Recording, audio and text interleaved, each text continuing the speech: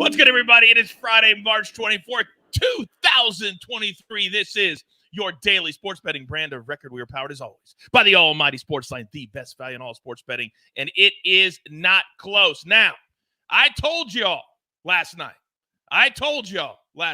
we had a fantastic day at the brand. What am I talking about? Let's go ahead and show you what we did last night. Now, for those of you new, you might say, wait a second, coach, you got a whole bunch of X's there. Not really, because we told you on Early Edge in 5, don't play the parlays.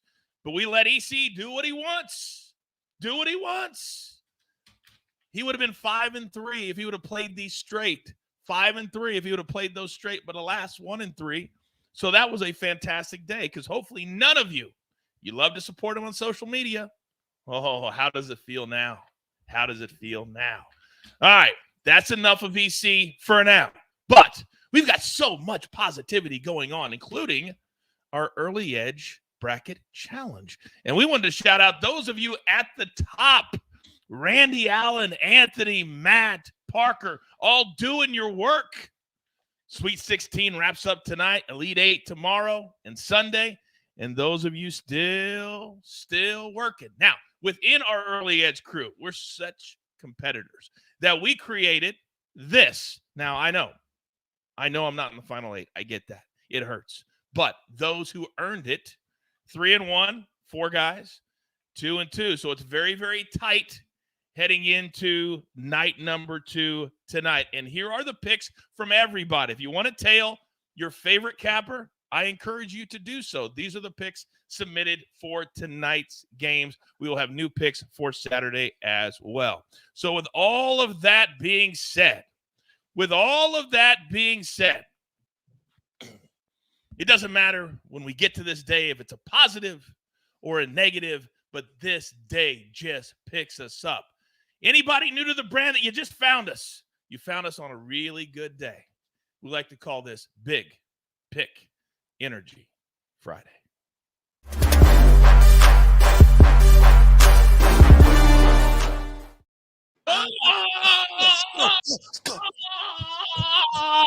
Let's go. We're rolling 3 deep this morning. Ladies and gentlemen, if you didn't know, now you know. Ladies and gentlemen, first and foremost, he is the counselor of cash. Nice little 2-1 golf day yesterday. Mr. Nejad. Good morning, sir. Well, Coach, thanks for mentioning that. I'll tell you what, it's so interesting. We've set the bar so high on the early wedge that our first 2 matchups of many, right, which would have taken place on Wednesday, they both lost. And since then, we've won 3 out of 4. And it's interesting because we've set the bar so high that we get some tweets like, oh, my gosh, they're really dropping the ball. The sky is falling.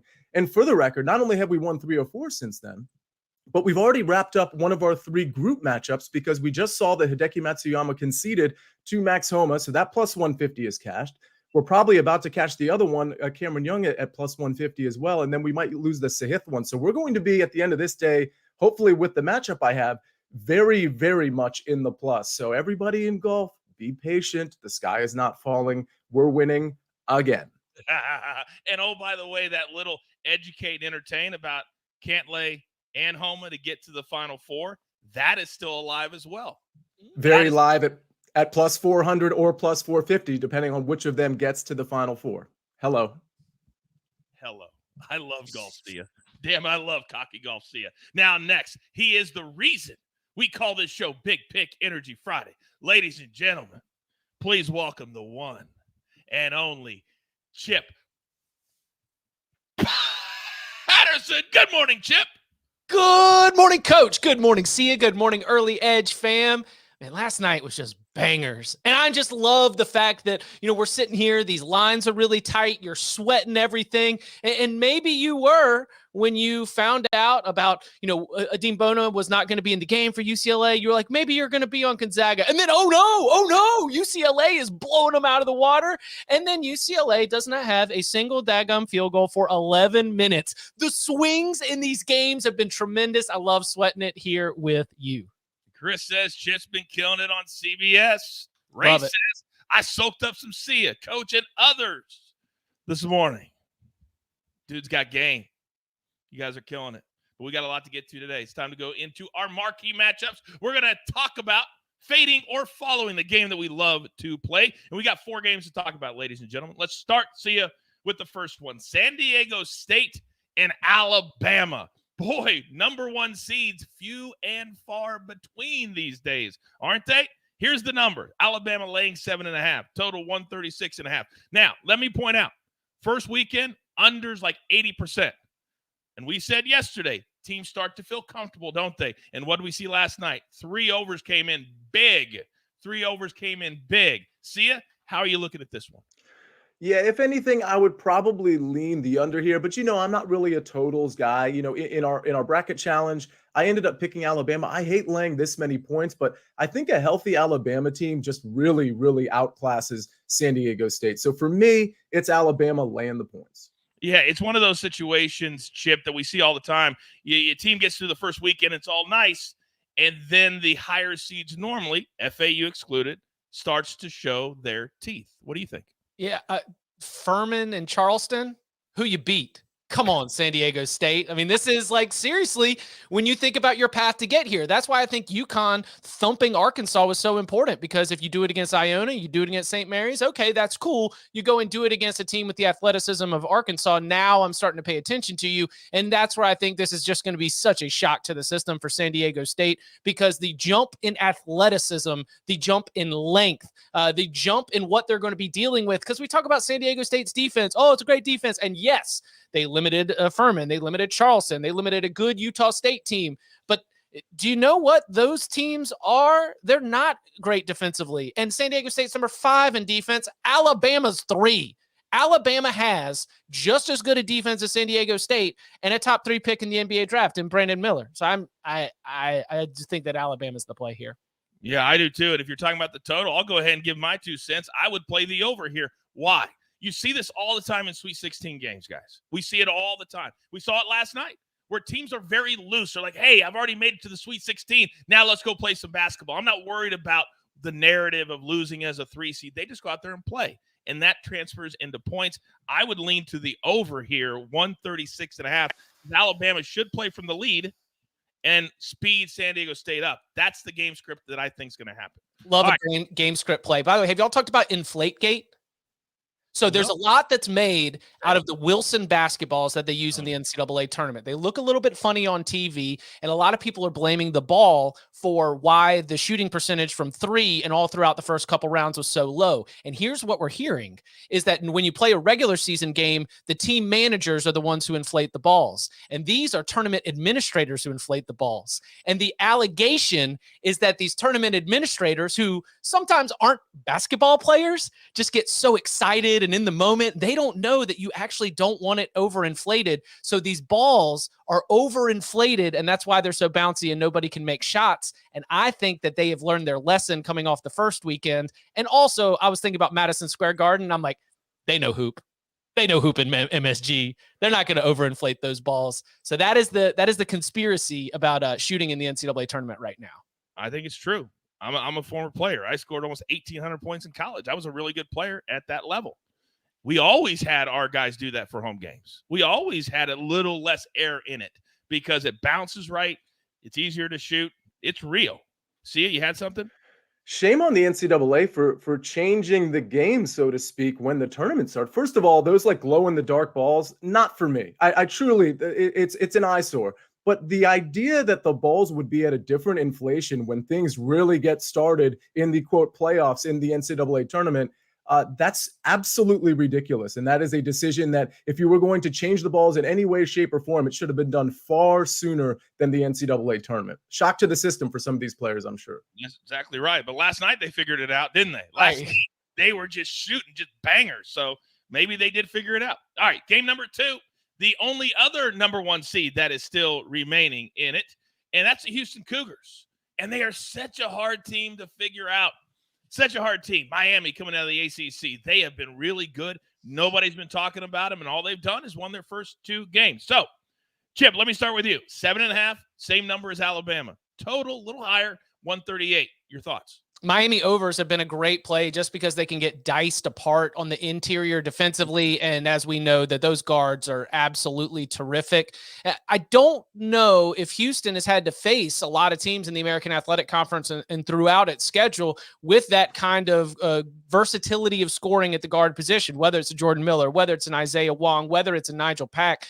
And I'm actually looking at this one, and this is not an official play, but I might like Miami in the first half because I do think that over the course of 40 minutes, the toughness that we saw from Houston, I mean, heck, look at Houston, how much better they were after halftime against Auburn. And a lot of that was them just making life so difficult at the rim, took them a little bit to be able to get settled. And I would not be surprised if we see something like that. Again, Jim Larinaga, a terrific X's and O's coach. Now, I think that maybe if I was to make a play here, I would be looking at a Miami first half, thinking that the explosiveness of these Miami guards might be able to have an edge early, but the toughness of the Houston defense ends up winning out late.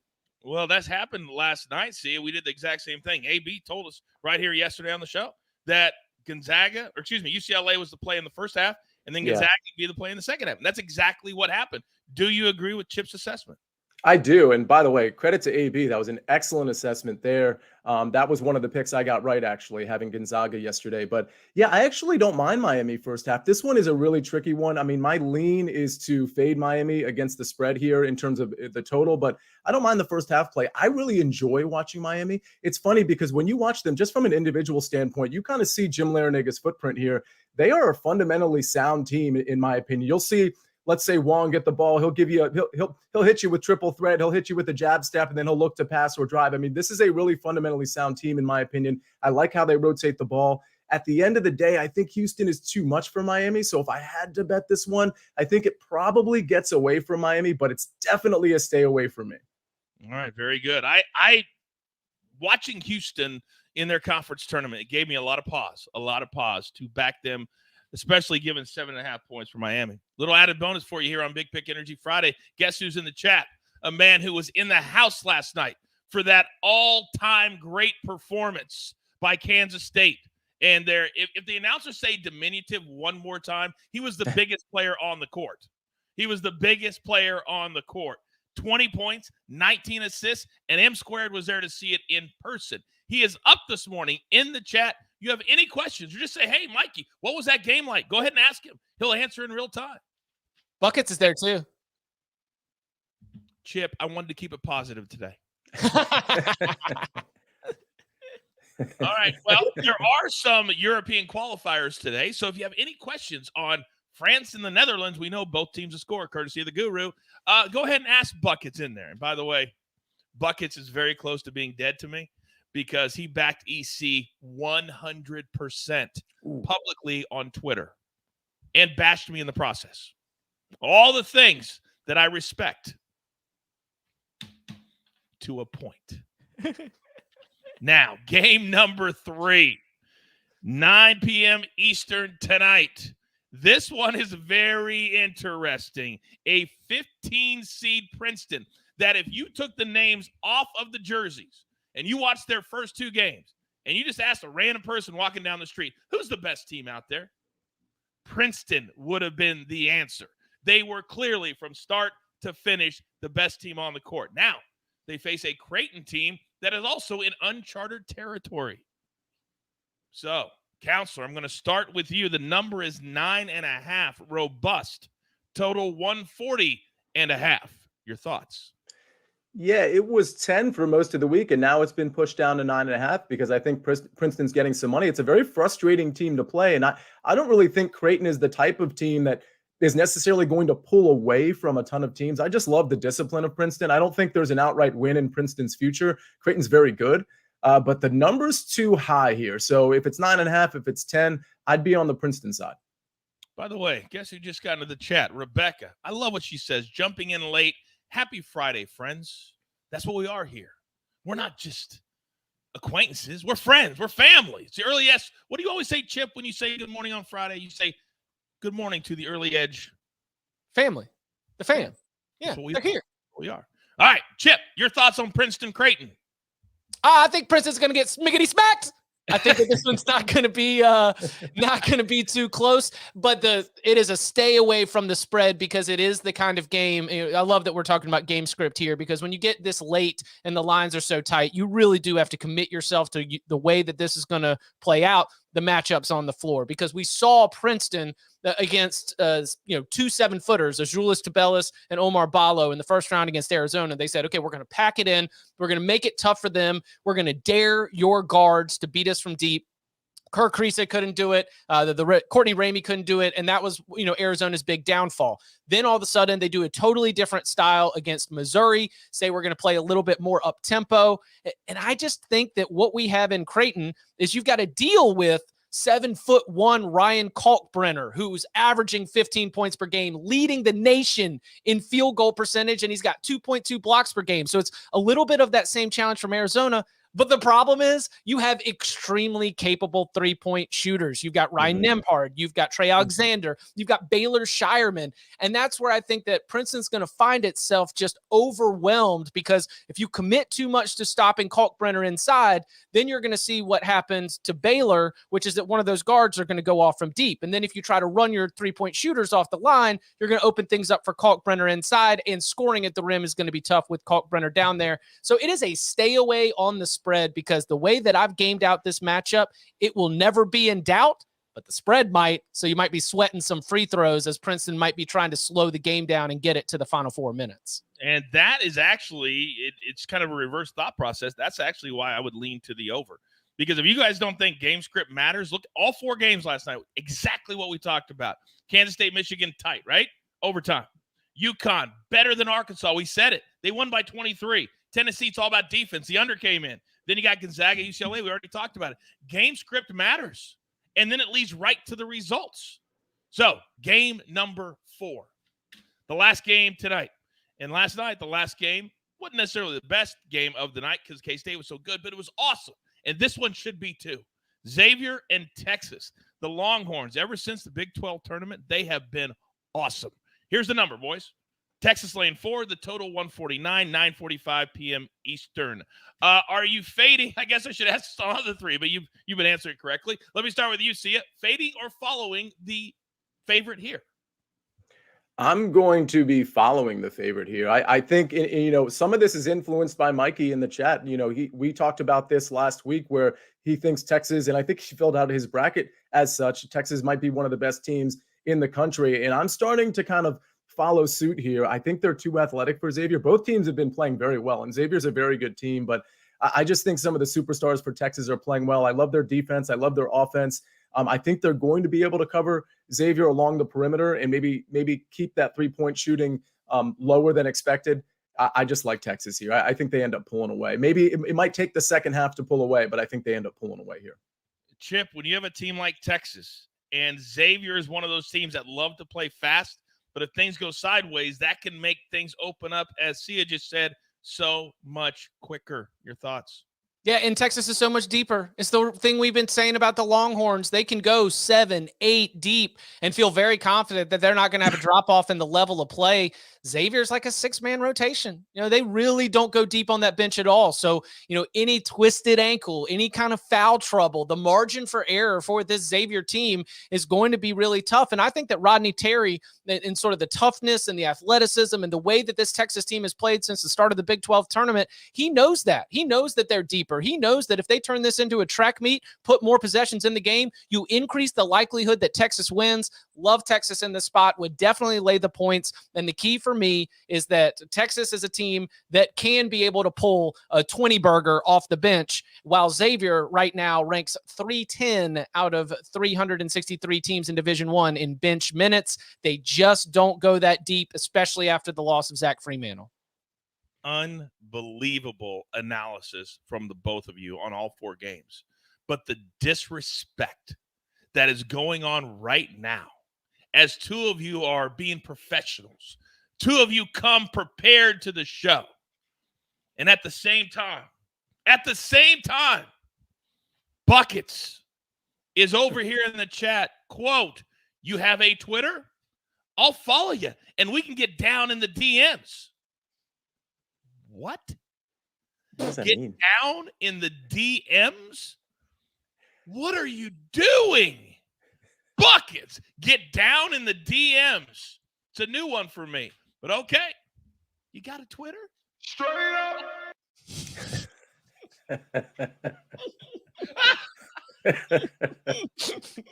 Snake. You are a savage. All right. All right. Yesterday, nobody got this question right. And the answer was FAU. So take the points out of it. Just as true basketball March Madness fans.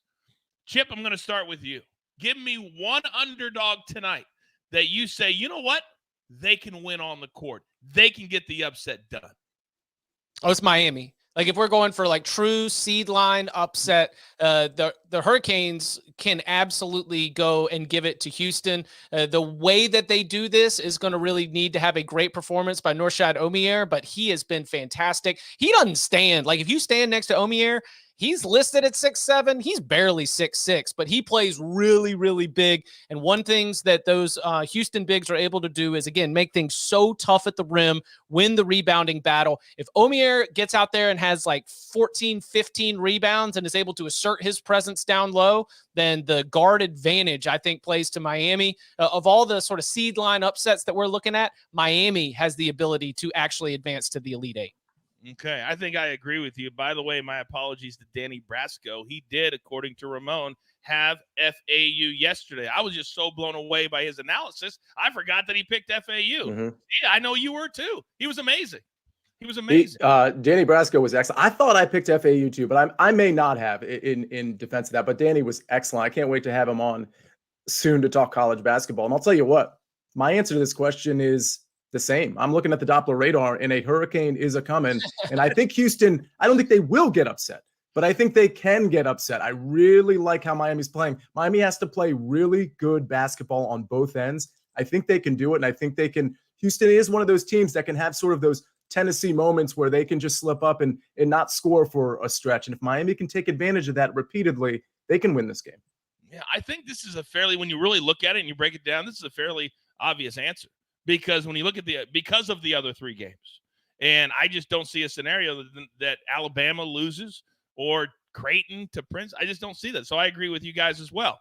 But apparently Buckets is handling everything for us in the chat as we're talking business, because he says, yes, I think Danny Brasco did have FAU yesterday. Thank you, Buckets. Thank you for letting me know that. Appreciate that. All right. Jiminy Christmas. All right, it's time to get to our board for the day. But as you know, we got to pay those pesky little bills. Here's a word from one of our incredible partners. Get breaking news. Big news coming out of the NFL today. Highlights and instant reaction. The largest final round comeback in tour championship history. We're down to the final four. I just want to take time to analyze greatness. Talk winners and losers with a guy who's already a big winner. CBS Sports HQ. It's all sports all day long. And you can see the Early Edge universe all over CBS Sports HQ moving forward. You'll be seeing many members, including these two, of the crew all the time on CBS Sports HQ. Gentlemen, are we ready to get to our board for the day? Yes? Let's do it. Now, see, I got to start with you because the golf is already underway, but the way they've done it this morning, pretty cool. That the matches that matter, they're putting later, but if the whole group matters, then they're putting them together. And so they already teed off. Several groups are on the board, but we have picks for later. Start us off. Yeah, and I'll tease this. I'll have one pick now in golf, and I am evaluating a pick for later. So if I have that, I'm not just going to force out a pick, but I have a really good feeling I'll be tweeting out an additional pick here. But the pick for this show is Sam Burns over Seamus Power. And if you watch the early wedge, you know that, first of all, that I have not been a big Sam Burns fan this entire year, but I pointed out on last Wednesday's show, or I should say Tuesday's show, 3:00, by the way, every single Tuesday at 3, that Sam Burns, we've seen something from him, particularly at the Valspar round 4 in particular, but over that entire tournament, we saw a little bit of a glimpse of the old Sam Burns, and I think we're seeing it here as well. Seamus Power is actually playing pretty well, but he is not the caliber of Sam Burns, and he's not the type of player I want to take in a matchup against a guy like a Sam Burns. So I'm going to take Burns minus 135 over Seamus Power. And I think he's gonna close this one out. That there'll be another pick that I'm going to tweet out. I just want to tease that. I just haven't officially finalized it yet. The other pick, and I teased this earlier, it's Texas minus 4. Listen, this line, it's interesting because it's 4.5 in some places. At Caesars, it's still 4, and some other places. I think this line probably should be 5 or 5.5. And that's why it makes me a little nervous. I mean, because I think maybe we've got some sharp money maybe on both sides, public money on both sides of this game. That I know for sure. But I just think Texas is too athletic. I think they're too good on offense and defense. I think guys like Dessou and Carr are really going to give Xavier problems. And I do think, to Chip's point, that we're going to see Texas really run up and down. And what that's going to mean, I think they're going to slash and get some buckets at the basket. What that's going to mean is maybe some foul trouble for Xavier, who, again, has that short rotation. So if that happens, Xavier's in big trouble. I think this is enough points for Texas to cover. It's funny that you just used the term buckets in your take. Because he's the gift that just keeps on giving. See ya, Chip? He's talking about your pick, your golf pick, I think, because he writes, "You're 2, my against Shea." I'll repeat myself. "You're 2, my against Shea." So apparently Buckets has turned into a 3-year-old, and Kenny's in the chat because it's Sheamus, and I don't think they want him to challenge you to a showdown. That's what they want. They're trying to sucker him in since he's not officially on. For people who don't know, he's usually a part of the show. But we're doing all basketball, basically, so we didn't have him on today. And clearly he's in his feelings right now because he's in the chat just nonstop typing. So if he wanted a showdown, would you encourage that, Sia? Or, I mean, I haven't lost a showdown to him yet. I literally undefeated. And how many have we had at this point? It was like 30 or 40. I'm not really sure at this point. But was that Latin? I think he was speaking Latin, by the way, which impressive, by the way. I didn't realize of all the things Buckets knows. I'll tell you what, Buckets, if you want to take that bet, I am 100% in. You're just going to have to make it known clearly in the chat. But if you want Sheamus Power, who, for the record, not a bad player, but especially if you take this, I think we can lock Sam Burns in. You got to let's give him like plus 120. That's fine. So Buckets, if you want a showdown, you get plus 120. I mean, you would want $120 from Sia if you win this. So are you in or out? Just type Buckets. Just type I'm in and your Venmo. Oh wait, Sia already has it. Friend. See what I did there? All right. Now, clearly I'm going to go next, and I got 2 plays from the WGC. Now, for many of you, you may not know this, but there is very little motivation for several players today. There's a lot of players that have already been knocked out that have to complete this because they're professionals. So my 2 plays, Andrew Putnam over Harris English, minus 121. Putnam is 2-0. He has a chance to win this particular group, but he's got to win this. Harris English played good the first day, but he just has not been in form. So we'll take Putnam minus 121. Then the guy I've been riding for the first 3 days, I won on Wednesday. I lost yesterday late, but today, Ryan Fox, very motivated, plus 120 over Will Zalatoris. If you haven't seen Will Zalatoris the first 2 days, it's like he can't even figure out how to putt. It's like he's reverted back to an 8-year-old putting. It is hard to watch, and because of that, his ball striking, there's a lot more pressure on it. He's 0-2, nothing to play for. Ryan Fox does have something to play for. We'll take him at plus money. Those are my 2 plays. But I also love the Burns play. I like Jason Day. I like Siwoo Kim today. I like Scotty Scheffler. Those are other players that I like today in head-to-head matchups. Just a little lean. Use it for what you will. All right. We have arrived at one of my favorite times of the entire week, where we just hand over the entire brand. We hand over the entire show to a man that is simply one of a kind. Chip, the floor is yours.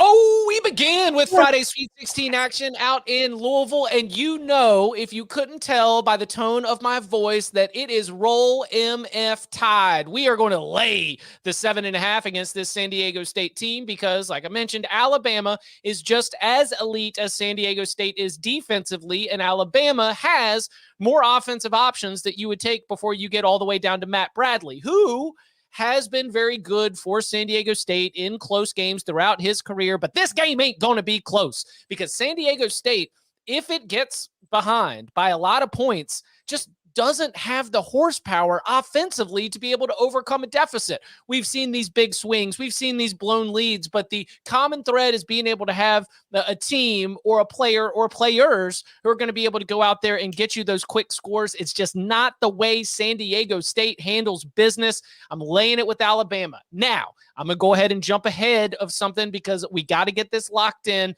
I believe the line will grow. Send it over to Snake at 1.5 on last night, and it's already to 2. I know that the early edge fam gets a little finicky about them stale lines, and so I'll go ahead and give it to you. We call it CLV. We call it chip line value. Give me the worst number because that's how confident I am in my grind. That's how confident I am in my pick. Kansas State ain't losing in MSG. Marquise Noel is him. And I think that when we look at this matchup against FAU, by the way, the style of play is going to be fantastic. If you want to dance on a little over here, that is the game script that I see playing out. The FAU is just going to be all over the court. John L. Davis is absolutely on one. But when we've got one possession as the line, I am not going to jump on the other side of this Kansas State team, of their crazy faith, and of Jerome Tang, who has the experience as a former assistant on Scott Drew's Baylor staff of understanding how to manage this moment.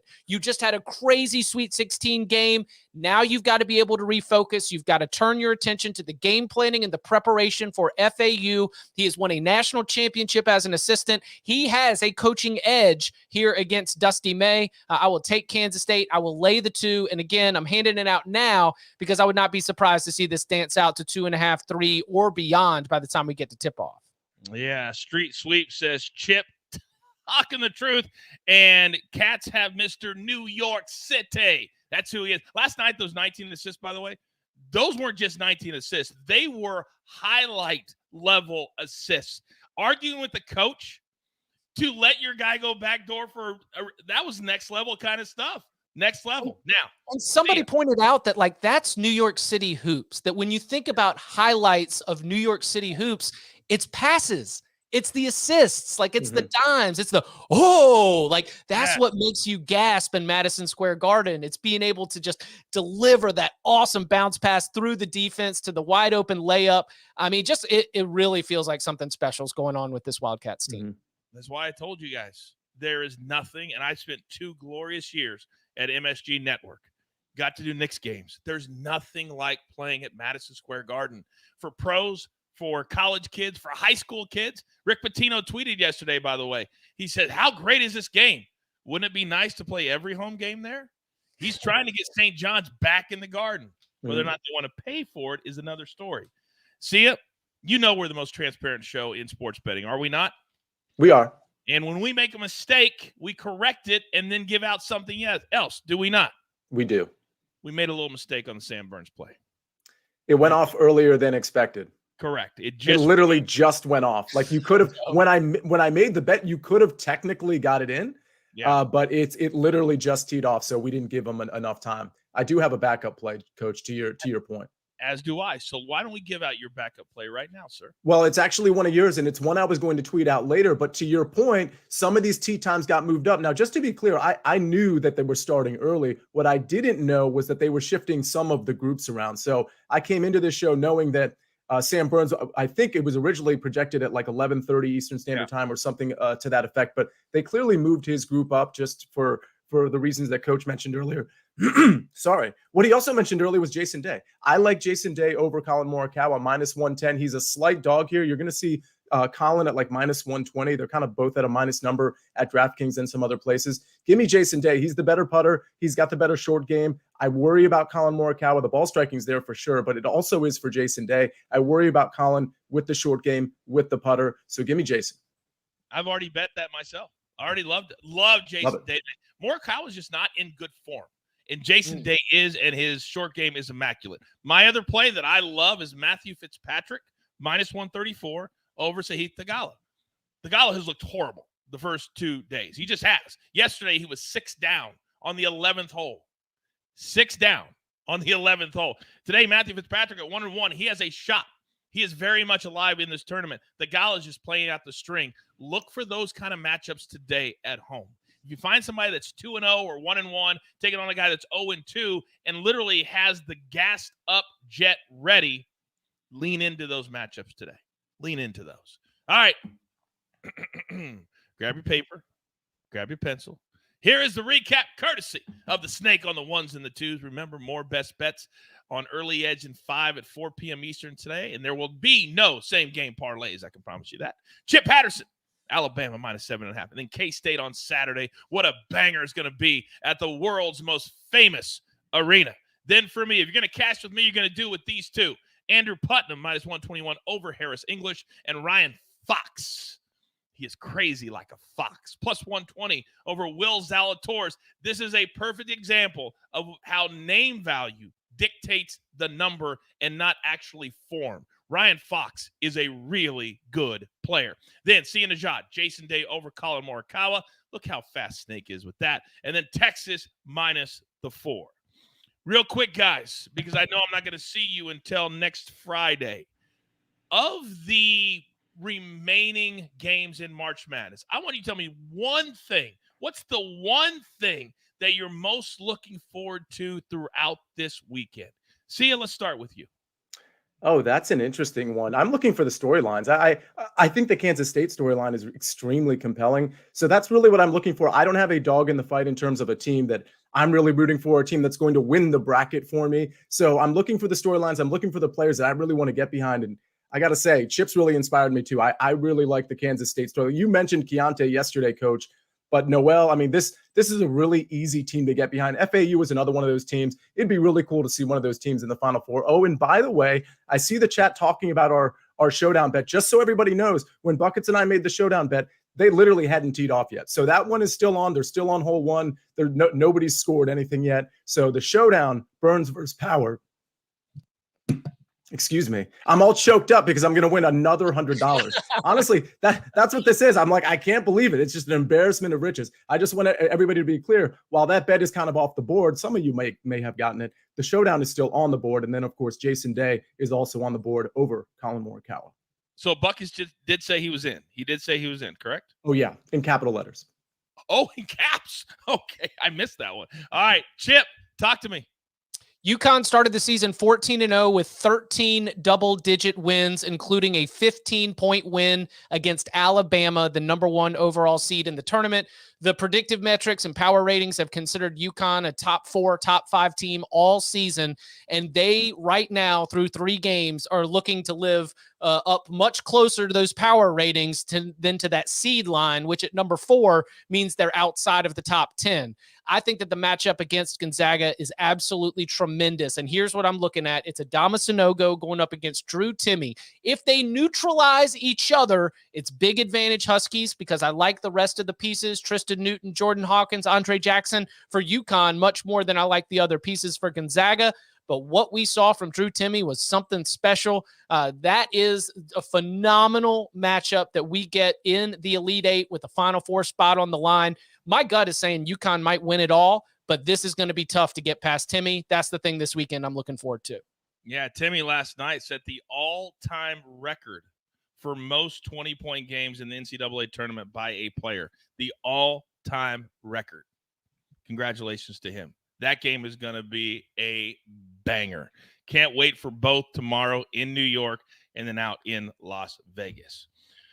All right, that's all the damage that we can do. And I can tell you, there's some days that just feel good. Some days you want to be thankful. Today is one of those days. Damn it, we love doing this so very much. And when there's golf, when there is, I didn't tell you what I'm looking forward to. Scotty Scheffler. If you haven't, today he was plus 450. Still plus 450 to win the whole thing. Jump all over it. I forgot about that because I told you at the early wedge that he would be a dominant player this week. And so far, through 2 days, nothing has changed. I told you he would win. He's going to win. And when I cash on Sunday night, I'm going to say, I told you guys so. This man cannot be beat right now. So with all that being said, damn it, I love doing this. There's only one thing left to do, and I believe you all know what that is. Buckets losing another showdown. That's what's going to happen. You've got your marching orders. Let's take all of these big pick energy Friday picks. It's repetitive, I know. Straight to the pay window my entire crew. Love Mo, Counselor, my man Chip, Buckets, M Squared in the chat, Snake always doing the hard work behind the scenes. I am the coach. Tell all your friends. We want everybody. We're growing leaps and bounds, and what we have coming for all of you, next level kind of stuff. We want you to be involved. We want you to be involved. There's only one brand you even need to worry about. It's right here. We call it the Early Edge. Good luck.